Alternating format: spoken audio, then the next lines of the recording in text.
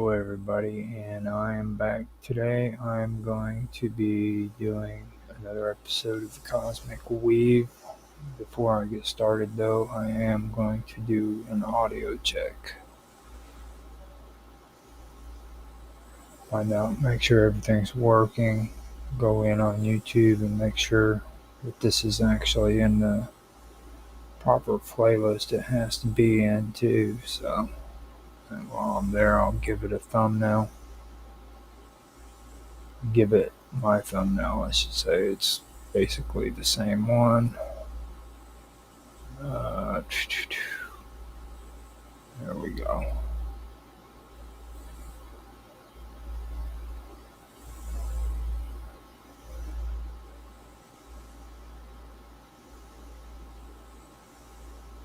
It's in the pictures. Got to get it that all sorted out.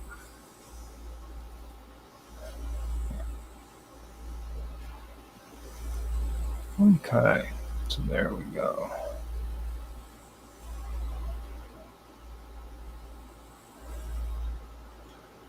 Test the audio.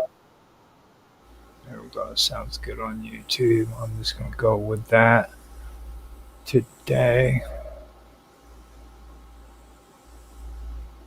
I have to do the Cosmic Wave, and right now I'm setting it up on Rumble. Just check YouTube. I'm not going to go over to D Live or anything. I just want to be able to get through this and be done with it for the year. So I'm having some issues right now, personal issues with the house.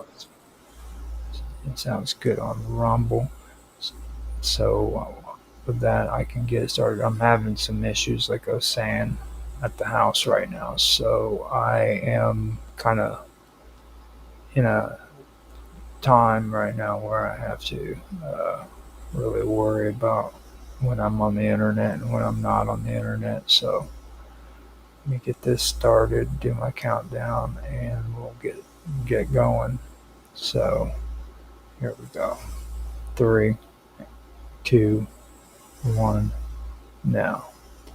Hello, everybody, and welcome back to the final episode for this year, 2025, of the Cosmic Weave.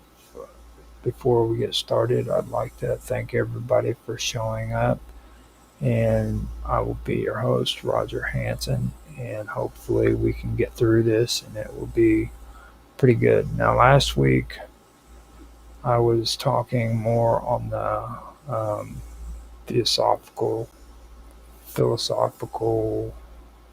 historical society side of things, but today I'm going to get more into the scientific approach when it comes to this stuff and then go in that direction. And that'll be the final episode for this year. So that's fine though. Next year, hopefully, I can come back with some more stuff if I can wrap my head around the stuff. It didn't work out exactly the way I thought it would.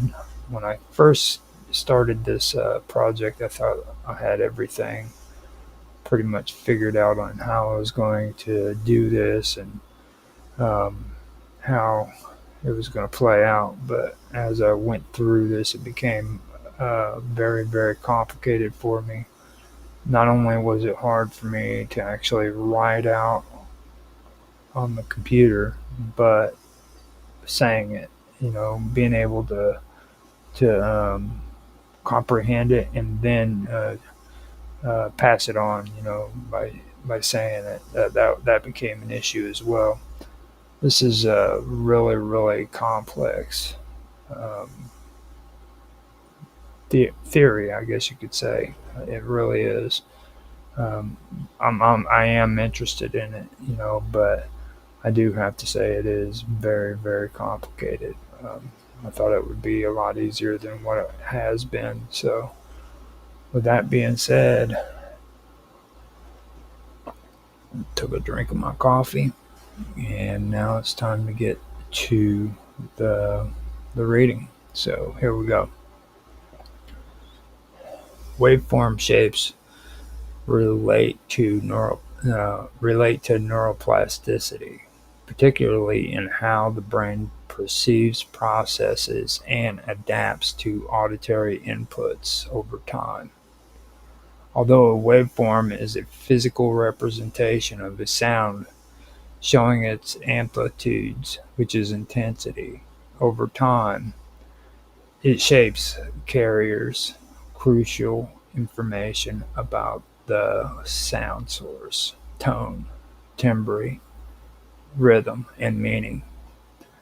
The brain's ability to interpret these shapes and to modify its neural circuits in response to them is a clear example of neuroplasticity in action.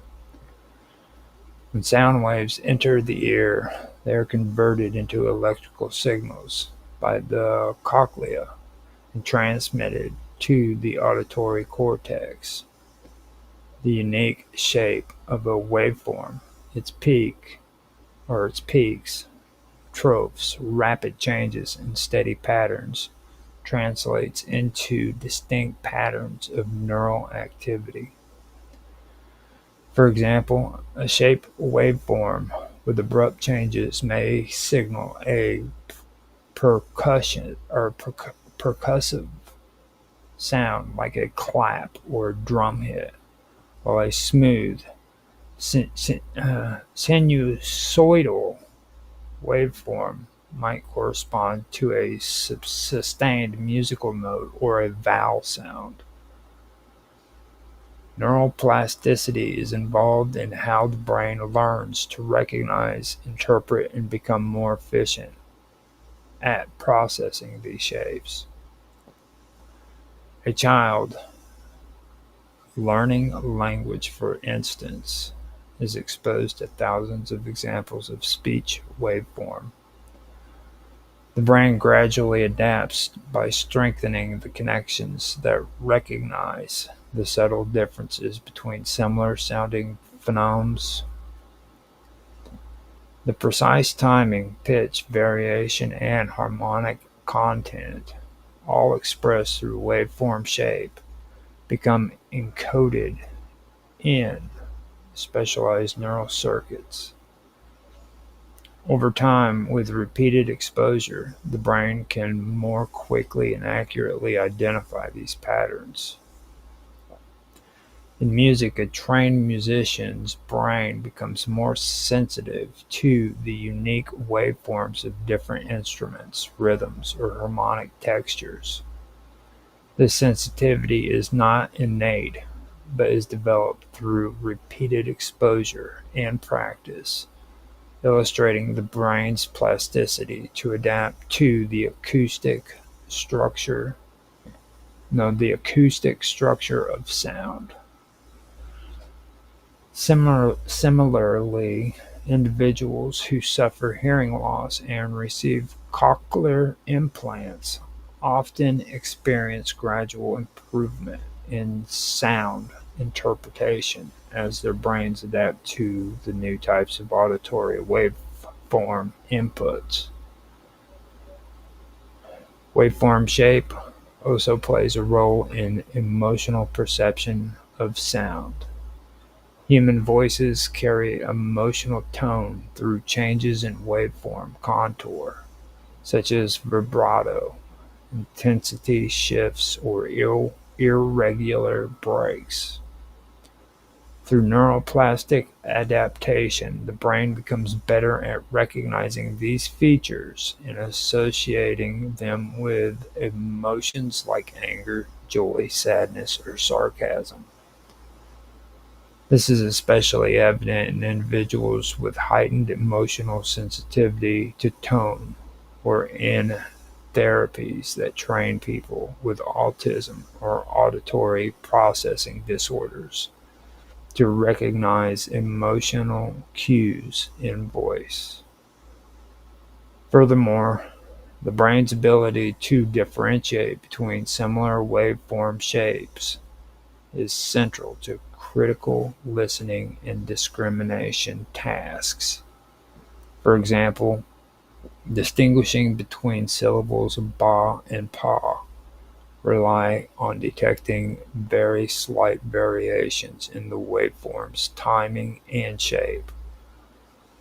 The refinement of these discriminative skills is a direct consequence of experience-driven changes in auditory pathways. In the brain, oscillation or oscillations refer to rhythmic patterns of neural activity, measurable as brain waves that reflect how groups of neurons communicate and synchronize with each other over time.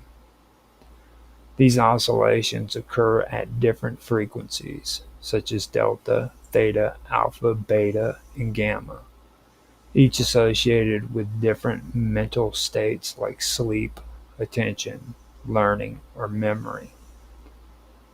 Neuroplasticity, on the other hand, refers to the brain's ability to adapt, rewire, and strengthen neural pathways in response to experience, learning, and environmental demands. The two are deeply interconnected. Oscillatory activity plays a critical role in timing and coordination across different brain regions. For neuroplastic changes to take place, such as the strengthening or weakening of synapses, the timing of neural firing must be precise. Oscillations provide this temporal structure. For example, when neurons fire in sync during a gamma oscillation cycle, they are more likely to influence one another and form lasting connections. This synchronization is necessary for processes like long-term potentiation, a mechanism thought to underlie learning and memory.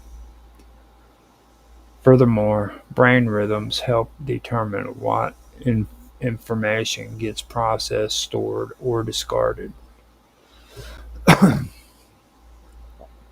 During focused attention, for instance, oscillations in the beta and gamma range become more prominent, creating ideal conditions for synaptic change. Conversely, during rest or sleep, slower rhythms such as delta and theta support consolidation of memories and integration of new learning, both products of neuroplasticity. Learning a new skill such as a language or musical instrument alters the patterns of oscillation in relevant brain areas. Over time, these new rhythms reinforce pathways that are repeatedly activated, showing a dynamic interaction between rhythmic synchronization and the restructuring of neural circuits.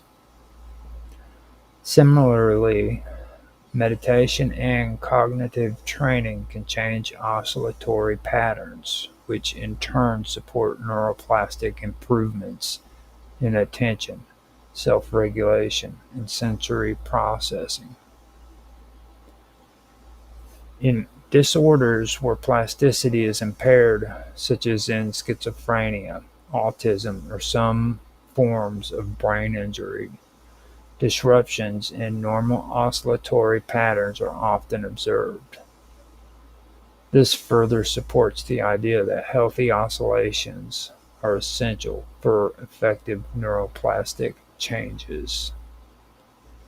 In artificial intelligence, especially in neuromorphic computing and spiking neural networks, oscillation, like timing mechanisms, are often built into models to simulate how the brain's timing structure influences learning.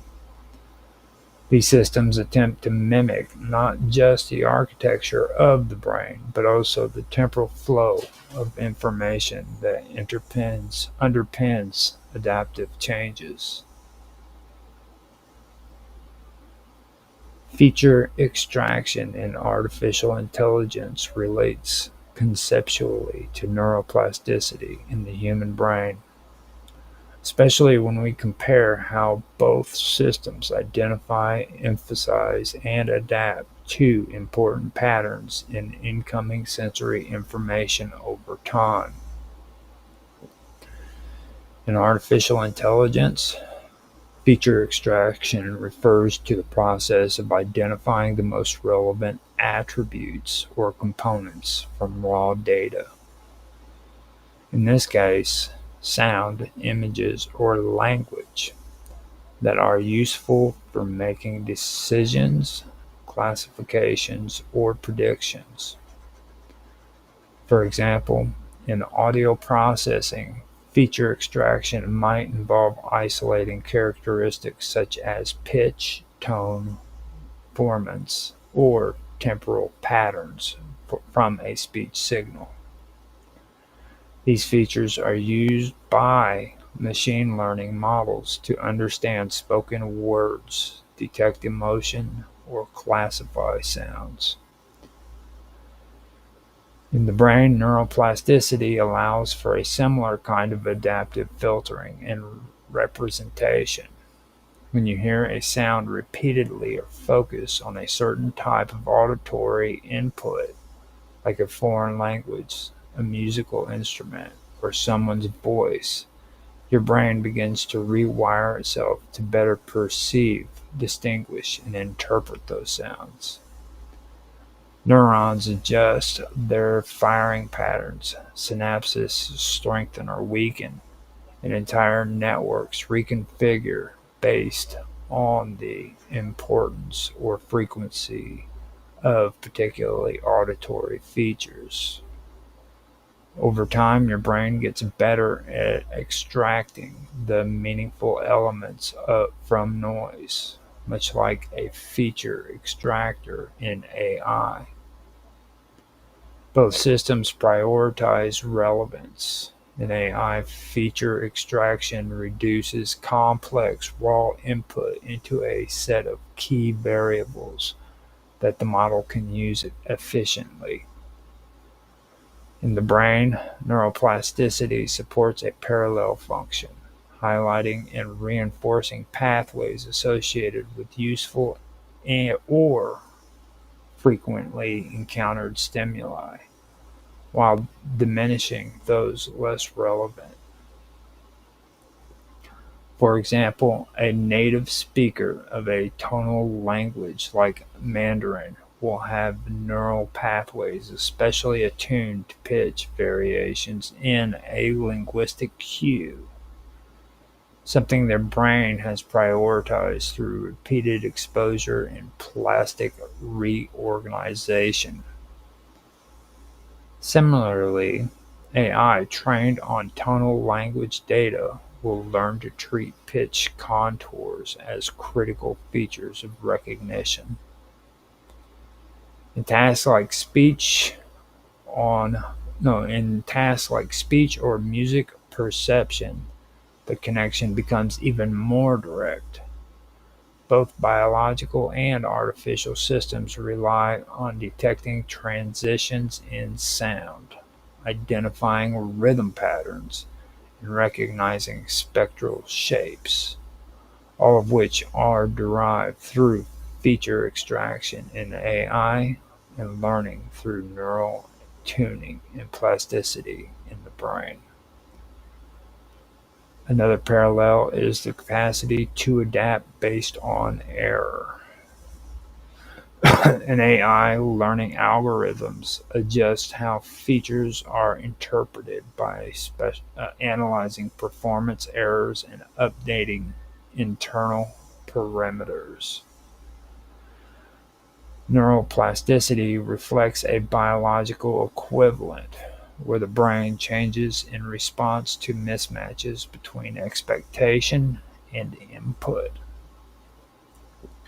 This error-driven adjustment helps both systems become more accurate and efficient with experience.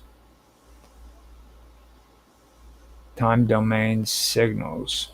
relate to neuroplasticity, particularly when considering how the brain processes and adapts to patterns in sensory input over time. A time domain signal represents how a waveform, such as a sound, light, or electrical signal, changes over time. In neuroscience and signal processing, this is a foundational way to observe and analyze how information unfolds subsequently, moment by moment, with, which directly reflects how the brain receives and interprets stimuli. In the context of neuroplasticity, the brain's ability to adapt is deeply tied to its interpretation of temporal patterns. For example, in hearing and speech perception, the brain receives auditory signals in the time domain, such as the rise and fall of pitch, duration of syllables, and the pacing of speech.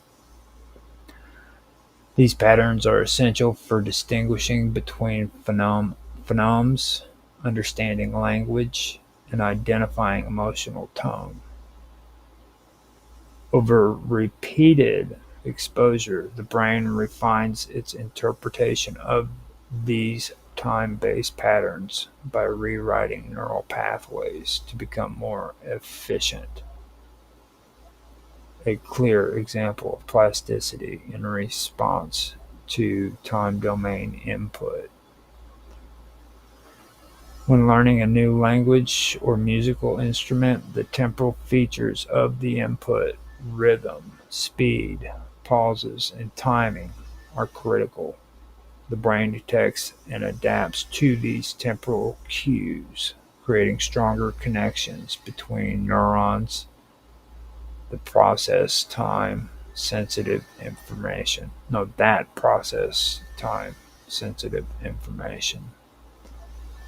This tuning process reflects how time domain signal characteristics can directly influence neural structure and function.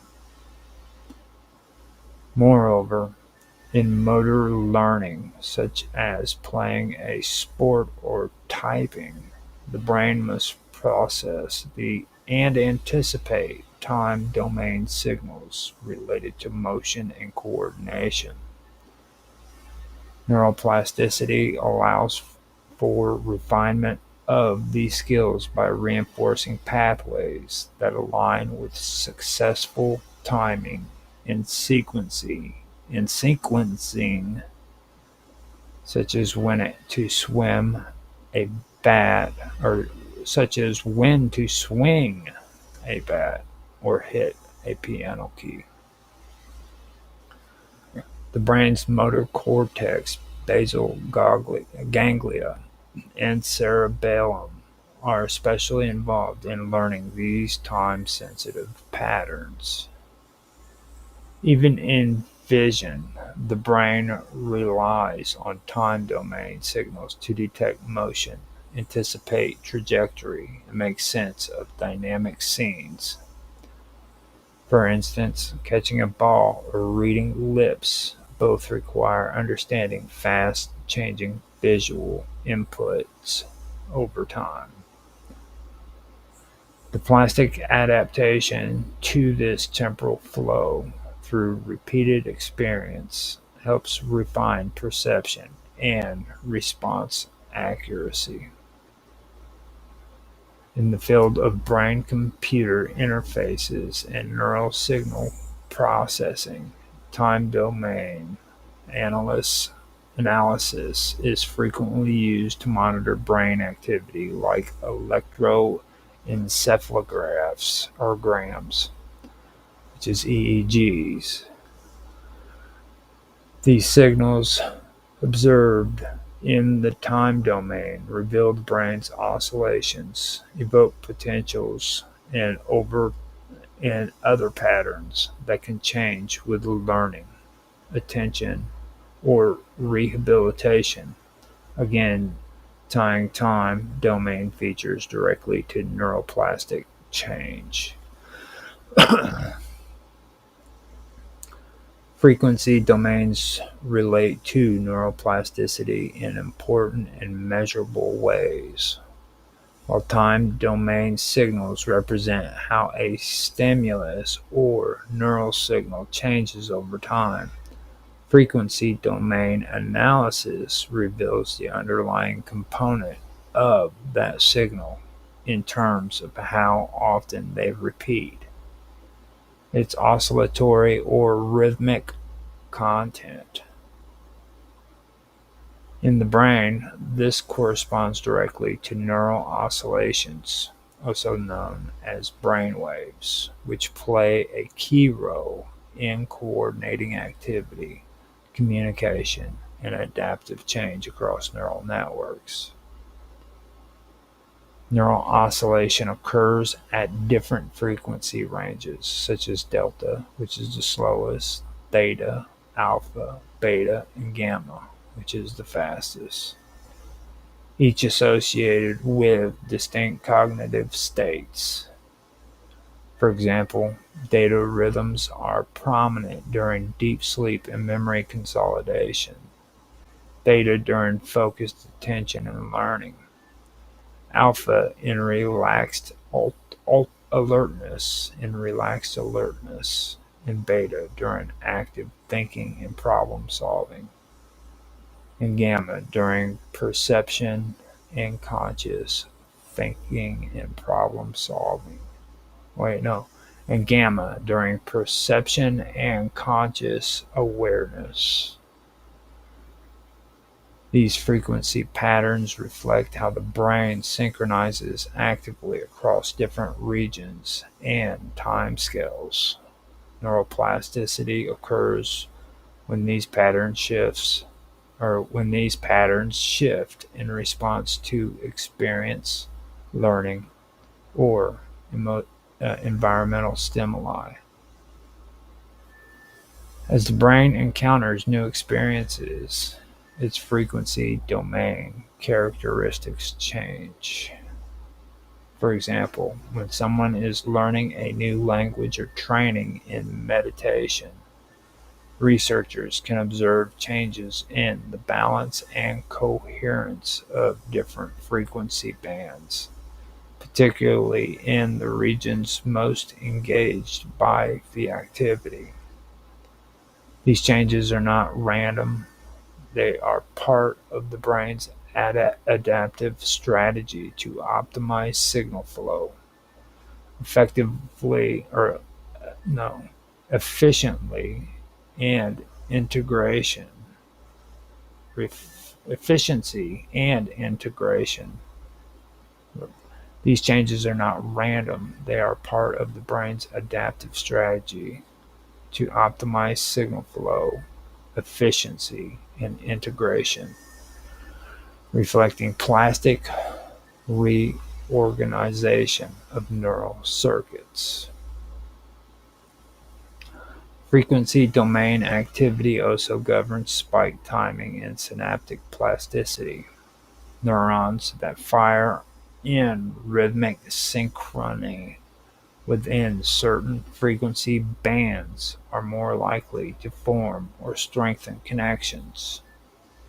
This is known as spike timing dependent plasticity, a core mechanism of learning at the synaptic level.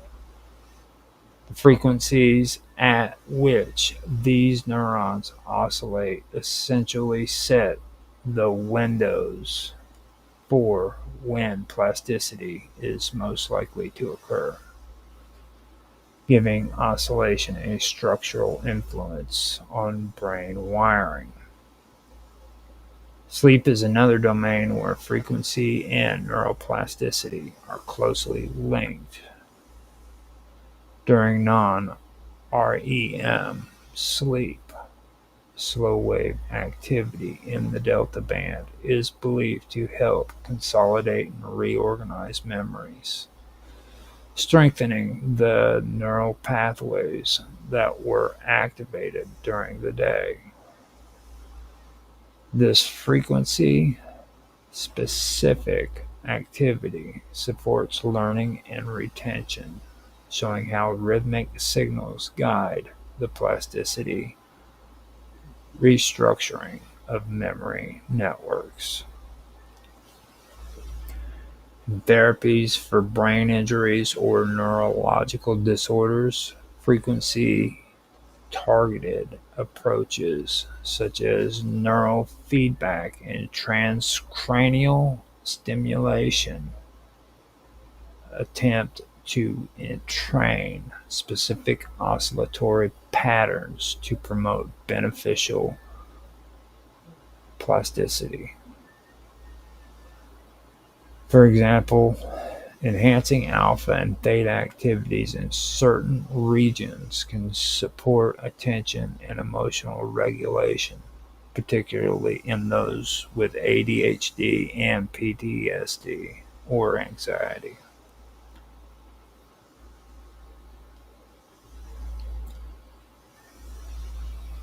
A spectrogram is a visual representation that shows how the frequency content of a signal changes over time, essentially combining the time domain and frequency domain into a single view.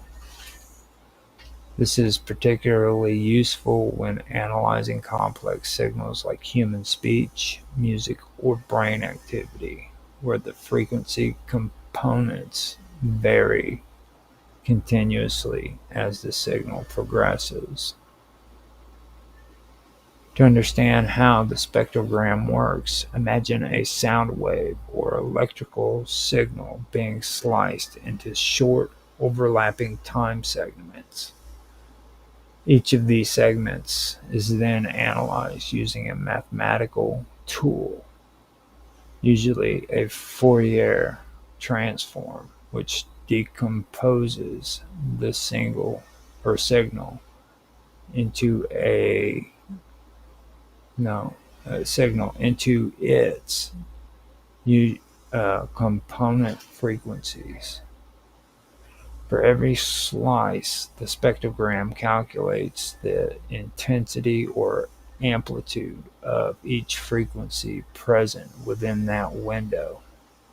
It then assigns a color or brightness level to represent the strength of each frequency at each moment in time.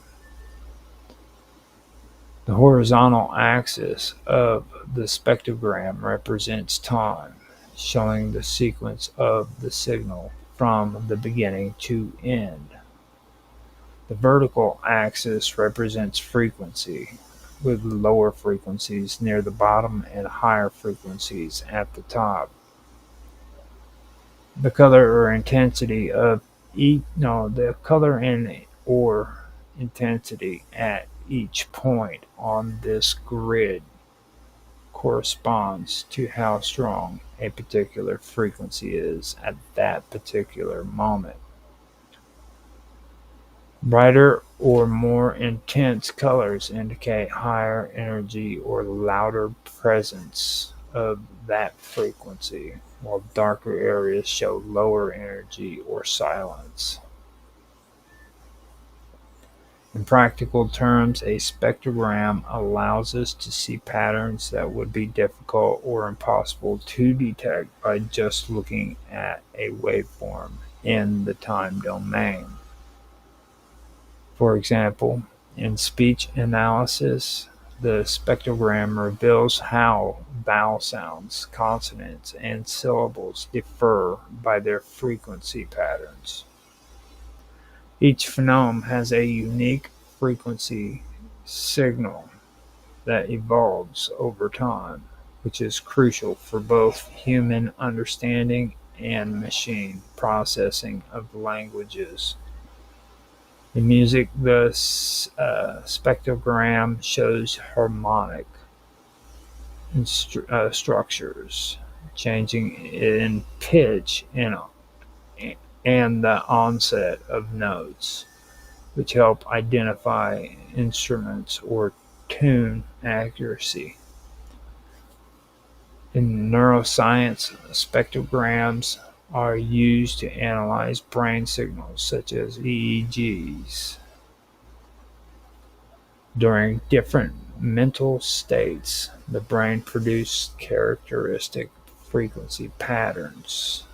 A spectrogram allows researchers to track how these rhythms, delta, theta, alpha, beta, gamma, emerge, fade, or interact in response to cognitive tasks or environmental changes.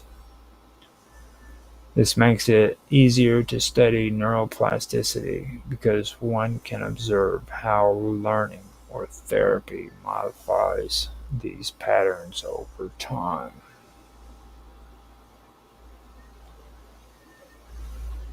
Neural patterns, especially convolutional neural networks, which are CNNs, can be trained to analyze spectrograms in much the same way they process images, detecting patterns that correspond with phonemes, um, words, or environmental sounds.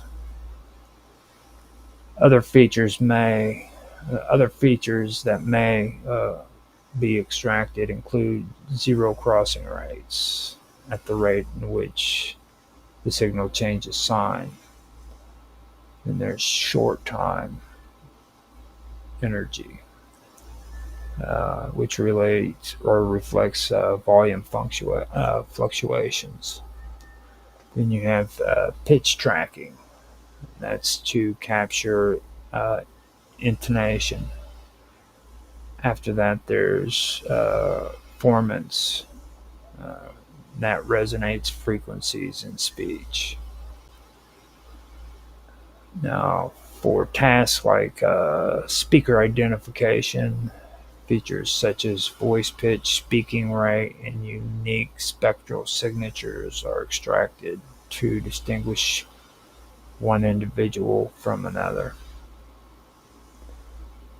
Syntactic parsing, also known as syntactic analysis or syntax parsing, is a key process in natural language processing, which is usually NLP basically. And that involves analyzing the grammatical structure of the sentence to determine how words are grouped and related to each other. The goal is to create a structured representation, often in the form of a tree, that shows how the components of a sentence, such as nouns, verbs, adjectives, and phrases, relate to one another according to the rules of grammar. At its core, breaks at its core it breaks down a sentence into its parts of speech and identifies the grammatical role these parts play, such as subject, predicate, object, modifier, etc. This structure allows machines to understand not just the words in a sentence, but the relationship between those words, which is essential for interpreting meaning, resolving ambiguity, and performing more advanced NLP tasks like question answering, machine translation, and summarization. A core process in natural language processing that involves analyzing the grammatical structure of a system. The main goal is to determine how the words in a sentence relate to one another, both in terms of their parts of speech, such as nouns, verbs, adjectives, etc., and their hierarchical roles in forming meaning. This process is essential for machines to move beyond simple keyword matching and begin to understand language in a way that more closely mirrors human comprehension. There are two main types of syntactic parsing. That's constituency parsing and dependency parsing. Constituency parsing breaks down a sentence into nested subphrases, reflecting the traditional grammatical hierarchy seen in former linguistic studies. For example, in the sentence, "The cat sat on the mat," constituency parsing would identify the cat as a noun phrase and "on the mat" as a propositional phrase, modifying "sat." Each of these units is then connected within a tree structure to show how they come together to form the full sentence. Dependency parsing focuses on the relationship between individual words rather than grouping them into phrases.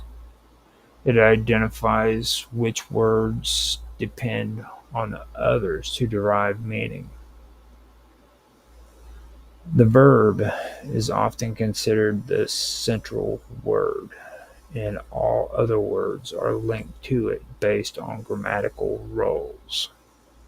For example, in the sentence, "She gave him a book," dependency parsing show that "gave" is the main verb, "she" is the subject, "him" is the indirect object, and a book is the direct object, all connected through directional links.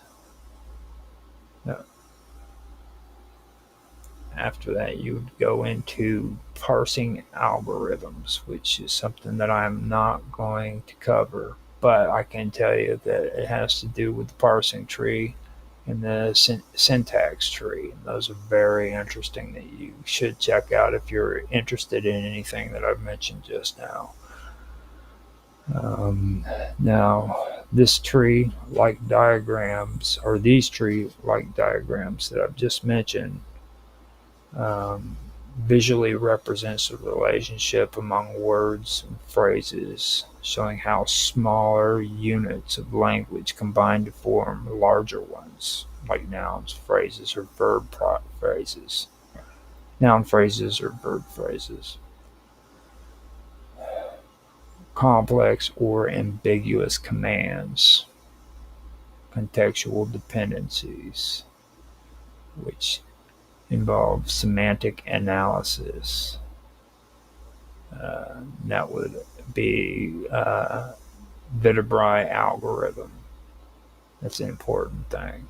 Now this has to do with efficiently finding the optimal path through the state space by maximizing the joint probability of the sequence. So, in the context of speech and audio signal processing, we want to go into HMMs, and they serve as a foundational method for modeling sequences of observable events that are generated by underlying unobservable or hidden states. Now, this makes them particularly well suited for recognizing patterns in time series data, like spoken language. What makes the model hidden is that while the actual sequence of states, no, while the actual sequences of states the system moves through is not directly observable, the output of each state what we do observe provides clues about which states were likely involved. That would bring us to the Baum-Welsh algorithm: expectation, maximization. That's EM algorithms, which uh, iteratively improves estimates of the model parameters to maximize the likelihood of the training data. HMMs make simplifying assumptions such as the independence of observations giving a state and the use of fixed Gaussian distributions to model acoustic features. Okay, so I have sat and done as the all of it. I've got it all down there now. I really did want to write this stuff out, but what I had to do is basically go off my notes for a lot of the stuff on here. It got pretty hectic for me when it came to doing this series because I wanted to write it out in my own words. And like I said at the beginning, it became a lot harder than what I thought it would be. It wasn't just complicated writing the stuff out and um, making it sound just normal, you know what I mean? But then once I had what I had written out, you know, saying it became even more of a complicated issue too. And I know that sounds really weird, but it's not really that weird at all once you're doing it, you know. And like I said, when I first started doing this series, I honestly thought uh, I had it all planned out on how I wanted to present this, and it really didn't come out the way I had expected it to. This is a very, very complex, uh, very complex subject. Period. I did learn quite a bit about it. You know, and like I said in the beginning, I didn't really comprehend a lot of this inside of my head until I started doing, you know, that the show that me and Bob did together, Duality, and that's when things started making sense. I'd already gotten interested in the whole concept of the cosmic weave and the cosmic egg theories, and that also uh, goes into parapsychology. You know, when you hear people talking about remote viewing and things of that nature, that's what they're talking about. They're talking about this, and I've mentioned it a few times in the series too, where when you see shows, usually documentaries that involve paranormal or UFO stories, like Ancient Aliens is the perfect example. Okay, you'll see parts where they show the human brain and they start talking about certain aspects of the mind. That's usually when they're bringing up the topic of the cosmic weave or the cosmic egg theories, which they are two separate ones. But that's usually what it is. But I've also said, you know, that this is probably the most popular, unpopular subject when it comes to those topics. Because even though it's good enough to use this stuff as material for your documentary or what your point you're trying to get, not too many people want to make complete episodes on this topic. You know what I mean? They want to break it down and say, okay, this can be used here and this can be used here, but it doesn't need to be here. So it becomes basically a filler for explaining things. You know what I mean?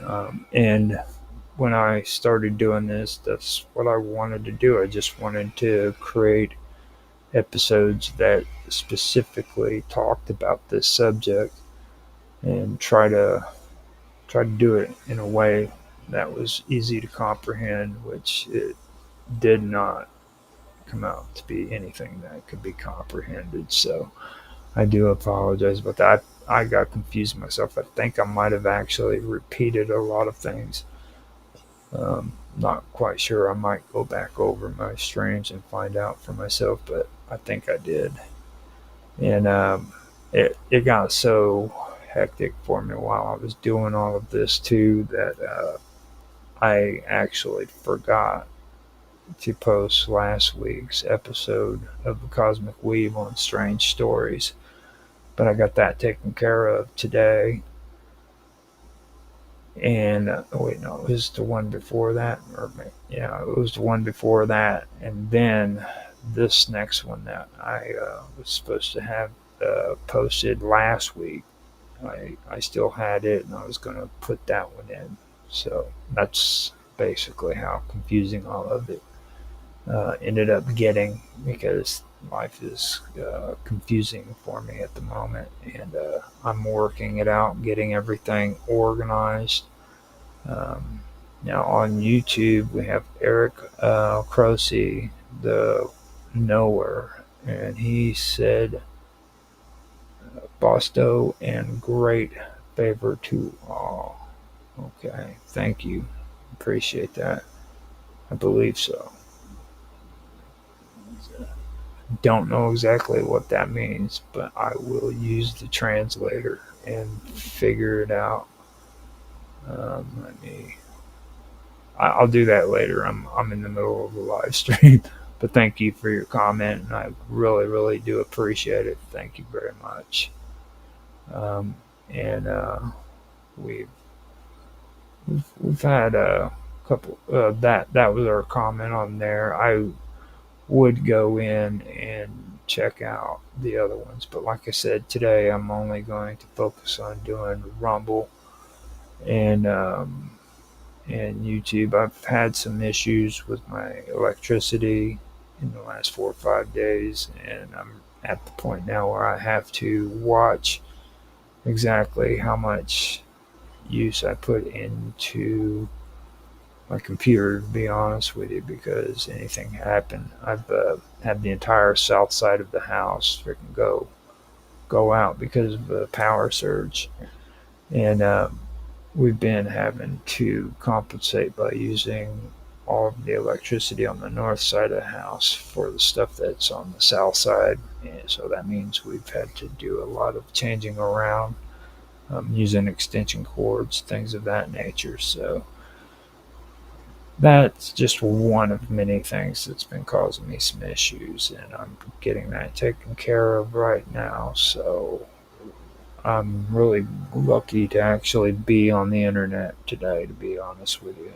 Um, that's how crazy it is. Like, I'm actually using a charger um, to charge my router so that it stays running, and I charge one, and then I put the other one on the on the router, and then when that one gets ready to run out, I'll switch them out. That's how serious it's getting at the house right now. So um, I don't know. Just to let you guys know, not until we get this fixed, there might be times where I'm not going to be able to come out with a show. I don't know yet. So now this is the last episode for this year of the Cosmic Weave. I'm not going to make any guarantees if I bring it back next year or not, because of how crazy it's been just doing the first season, the first 12 episodes. But if I do, it will be next year. I do 12 episodes a year.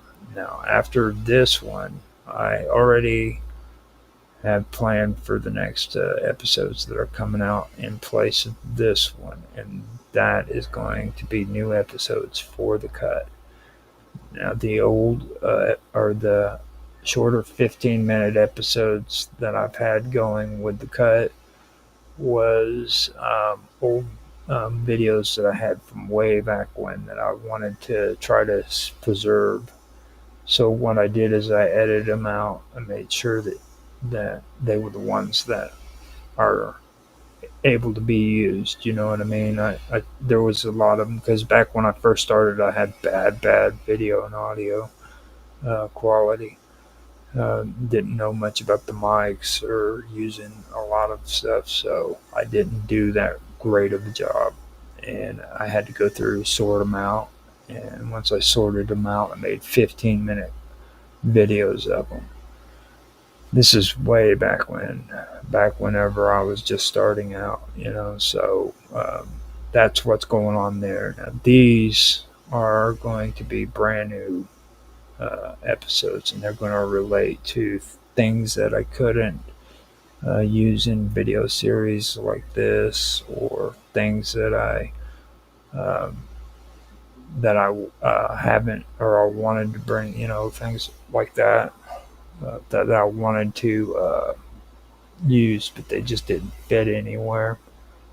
Also, you know, things that were cut in history, you know, things that people really don't know about. You know, there's a few things that I do want to do in there, and I also want to kind of get into the science thing, but at the same time, here in the near future, after tomorrow with my conspiracy videos, because they're coming to an end too. After that, I'm going to be coming out with uh, my weird science episodes. So I finally decided to do that. I was debating if I was going to do it or not because, um, being honest, I ran out of my old weird science stuff that I wanted to use in some of the topics. Like I used them in Strange Stories, I believe.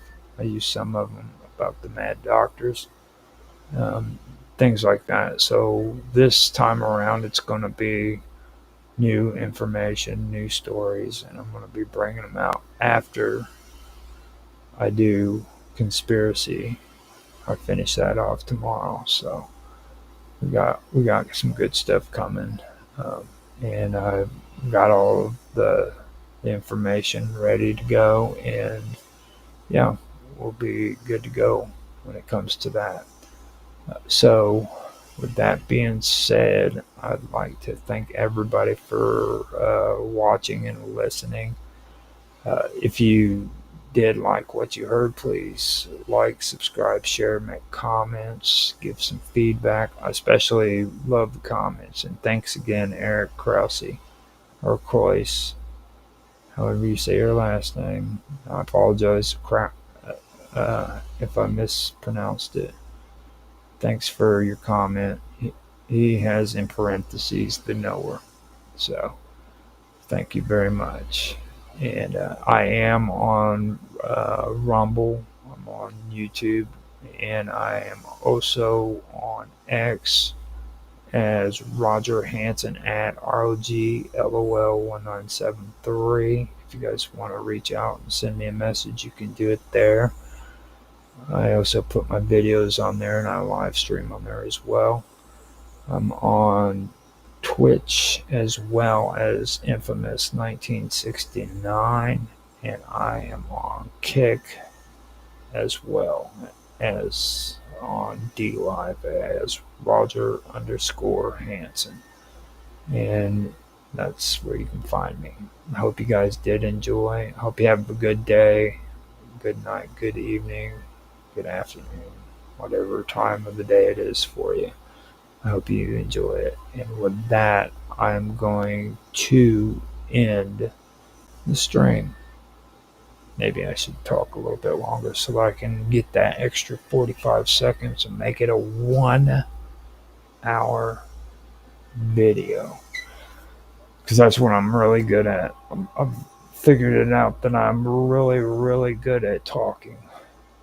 So if I just start saying stuff like I'm going to end the show, but I really don't end the show because I'm just trying to waste time, in order to get an hour's worth of video, then then that's what I'm really good at, and people don't really like that. I don't know why. See you guys later.